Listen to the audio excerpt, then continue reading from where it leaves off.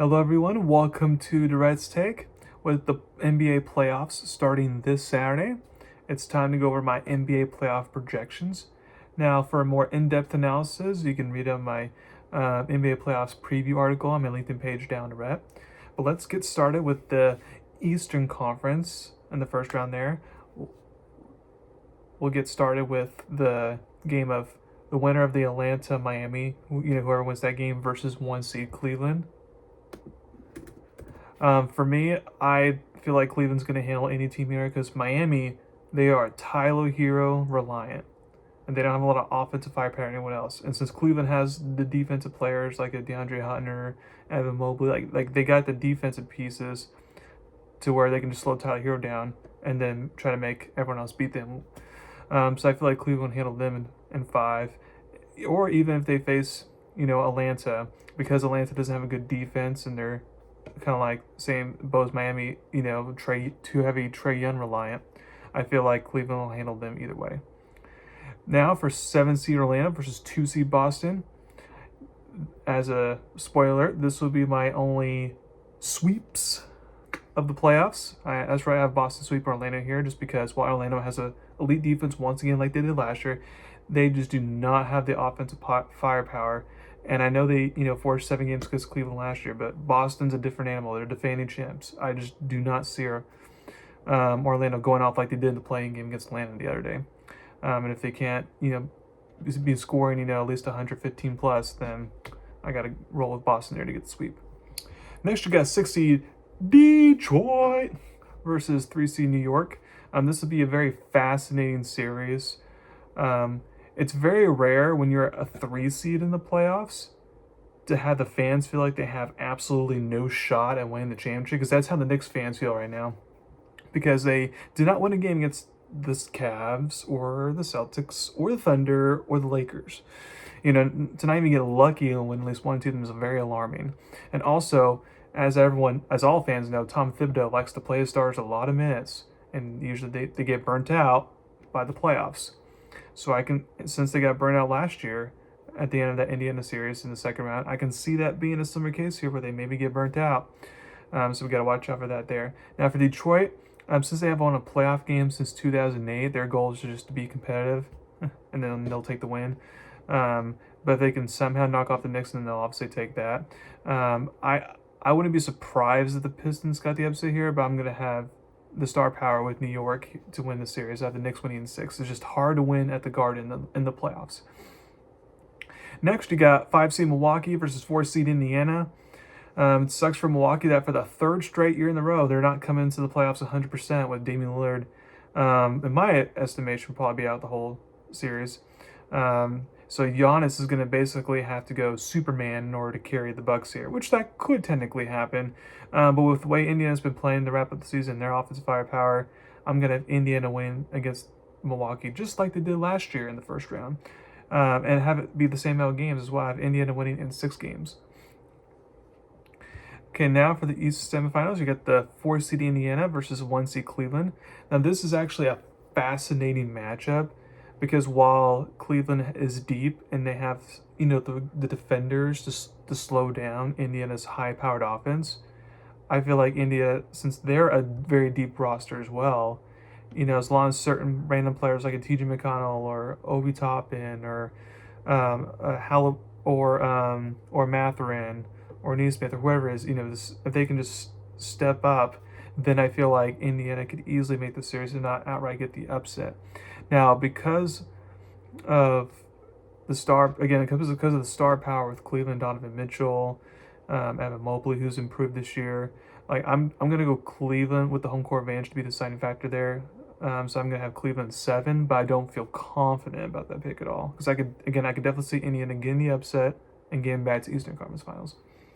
And now for 3 seed Knicks versus 2 seed Celtics, I have Boston winning this series in 5, so Knicks will finally get a win, but I just don't have them being competitive against Boston.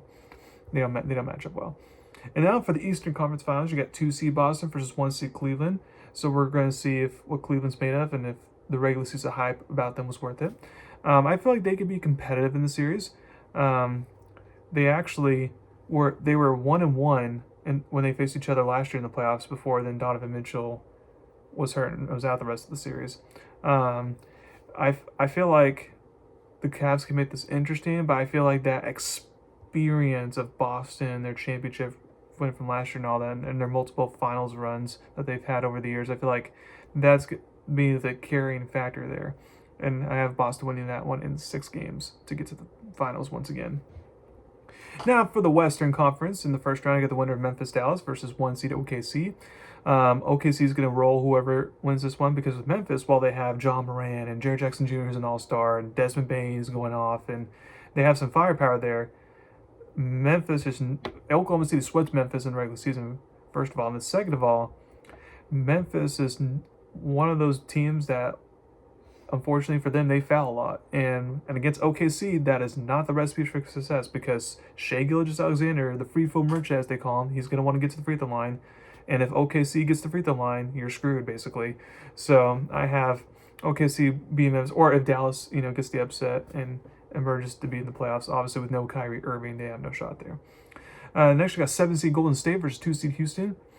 This is a very tough one for me. I feel like it's going to go 7 games here. This all comes down for Golden State because Steph Curry is going to get his, and then you would hope like a veteran like Draymond Green and then other role players like a Buddy Hield, Moses Moody, Pajiski, like you'd hope that they step up or assume they step up. But the X factor all comes down to Jimmy Butler.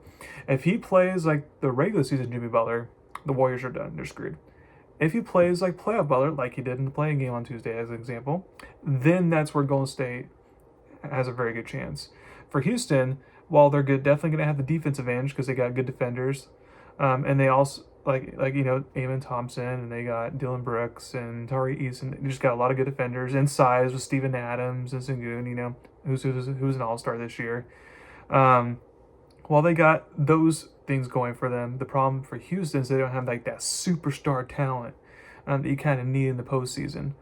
So while it wouldn't surprise me if whoever wins the series, I'm gonna just go with the veterans and go with Golden State to get the win in 7 games.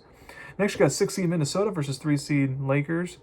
I don't doubt that Ant-Man's going to go off in this series. The big question for Minnesota is that, again, kind of like with Golden State, is that what are you going to get from Julius Randle? Because in Julius Randle's postseason history, he has not played well at all whatsoever. And if that continues, then this series is going to be over quickly. But if Julius Randle can give you something, then Minnesota has that chance.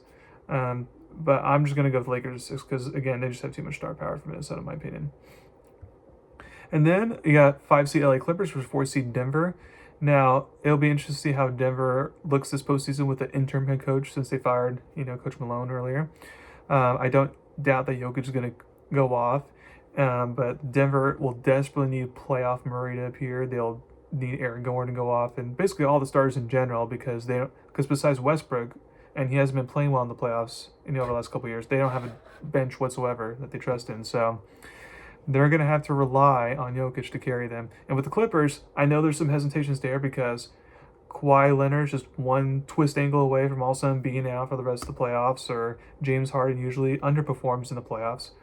But I just like the way the Clippers are looking right now, and I'm going to pick the Clippers to get the upset and win it in 7 games.